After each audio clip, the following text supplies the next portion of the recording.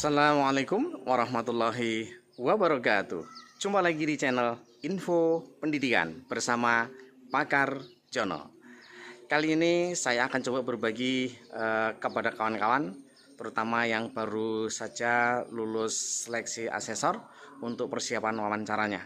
Untuk itu, ikuti video ini sampai selesai dan jangan lupa klik subscribe, like, dan lonceng, serta share kepada kawan-kawan yang lain agar bisa mendapatkan informasi persiapan calon asesor, yaitu untuk wawancara.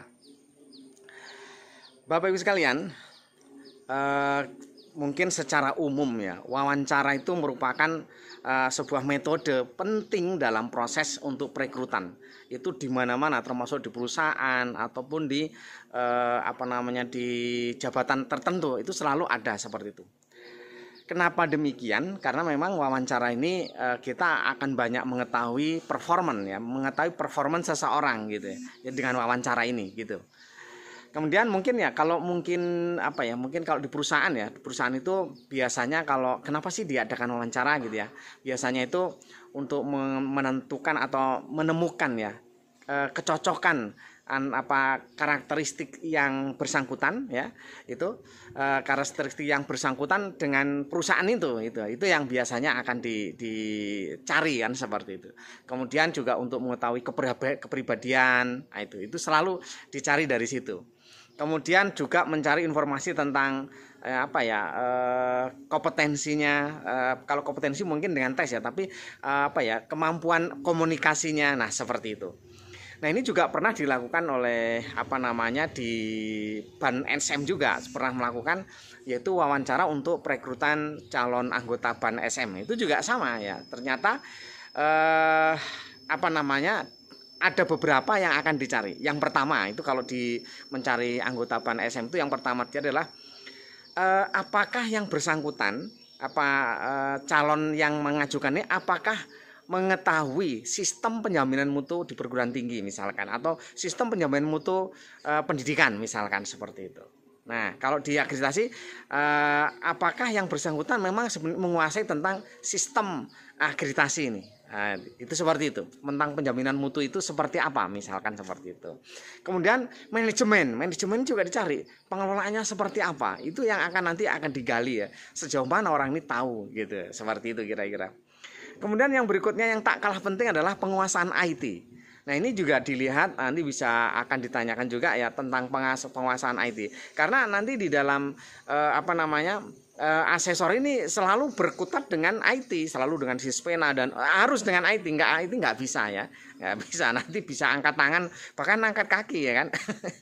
Seperti itu. Kemudian kemampuan berkomunikasi itu kalau di BAN SM kemarin seperti itu. Nah, begitu juga dari pengalaman tahun kemarin kawan-kawan yang sudah pernah mengikuti tes wawancara persiapan calon asesor. Nah, itu juga sama, pada prinsipnya sama.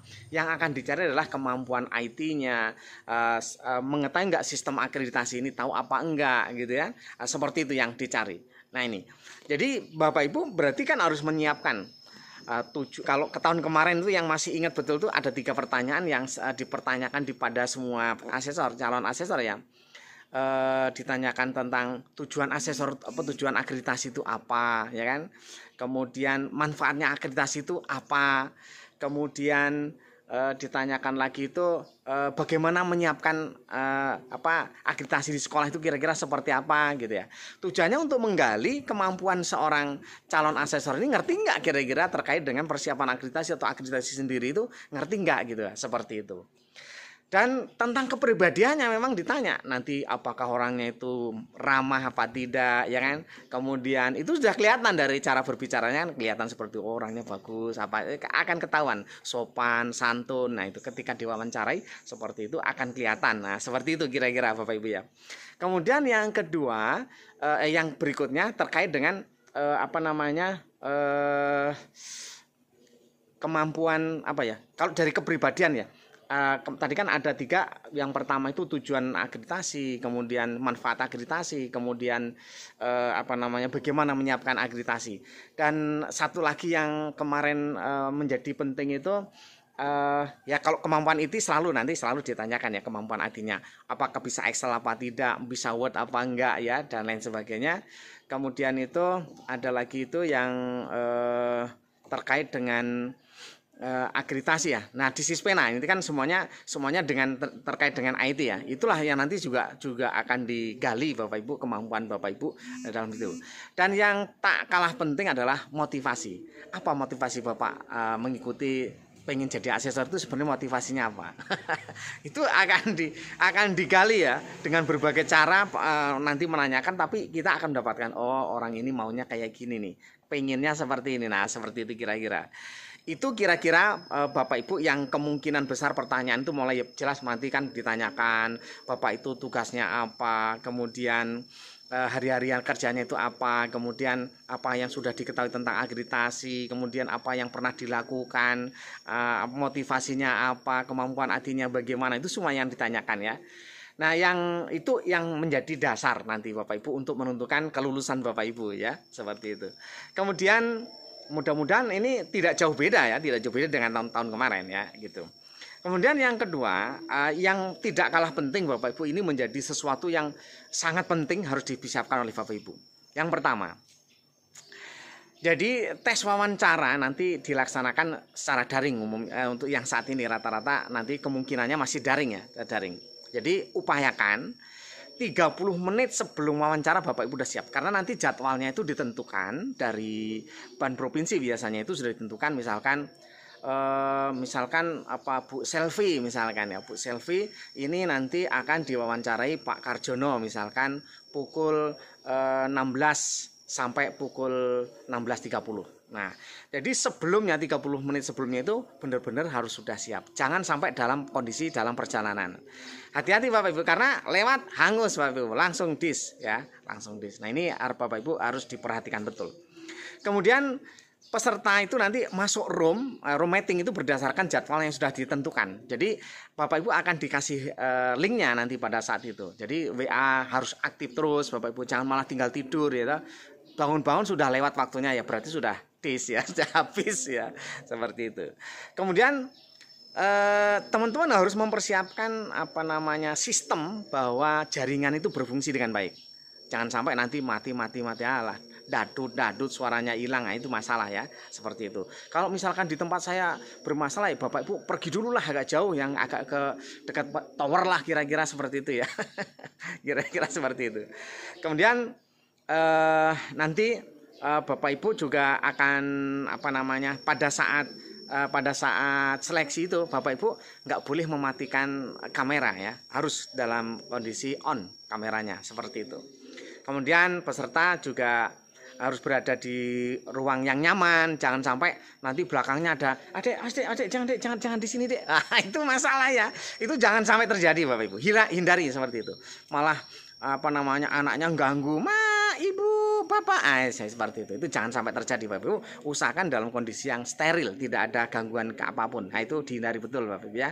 Nah, itu karena itu bisa membuat Bapak Ibu nanti akan rugi sendiri ya, seperti itu. Kemudian jika diperlukan Bapak Ibu nanti Bapak Ibu diperbolehkan menggunakan earphone ya, headset ya, itu supaya suaranya lebih mantap. Nah, kira-kira seperti itu. Kemudian wajib mengaktifkan video, kemudian hadir harus tepat waktu. Jadi jangan sampai dicari sampai 10 menit dikasih, mungkin juga karena masih ada toleransi 10 menit, oh belum nongol, masih ada, tahu-tahu udah nggak ada lagi, Bapak Ibu nggak akan mendapatkan link. Ketika di link dibuka udah dipakai orang lain, Bapak Ibu nggak bisa masuk lagi. Nah seperti itu, karena memang zoomnya kan bisa disetting supaya orang nggak bisa masuk kalau kita tidak admit, kan seperti itu. Nah itu Bapak Ibu ya. Kemudian biasanya nanti Bapak Ibu jangan lupa, nanti mungkin berbeda, tapi biasanya Bapak Ibu diminta untuk menuliskan atau merename ya. Jadi sebelum Bapak Ibu masuk itu, Bapak Ibu buka dulu Zoom menggunakan buka di Google dulu atau diinstal dulu Zoom-nya, kemudian rename, namanya itu langsung disiapkan. Misal namanya Mukidi dari Universitas Bandar Lampung misal gitu ya, kira-kira seperti itu. Jadi supaya nanti pewawancara itu sudah mengenal ya, sudah tahu seperti itu kira-kira. Bayangannya seperti itu Bapak Ibu. Mudah-mudahan informasi ini bisa memberikan persiapan oleh Bapak Ibu. Jangan lupa tentang posnya nanti Bapak Ibu dibaca, karena sistem akreditasi itu sekarang seperti apa. Kemudian nanti kan ada Bapak Ibu nanti ada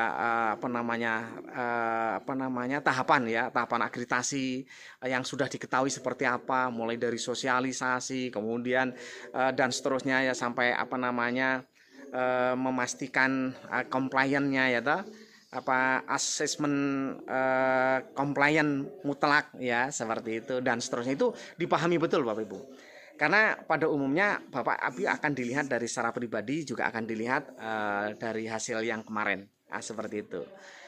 Itu barangkali mudah-mudahan Bapak Ibu benar-benar menyiapkan diri, sehingga terkait seputar akreditasi Bapak Ibu tidak ada yang nanti terlewatkan ya, benar-benar menguasai. Karena Bapak Ibu memang sudah niat pengen jadi asesor akreditasi ya, Bapak Ibu harus benar-benar kuasai dulu. Dan tapi kalau Bapak Ibu sudah lulus itu artinya Bapak Ibu sudah banyak menguasai.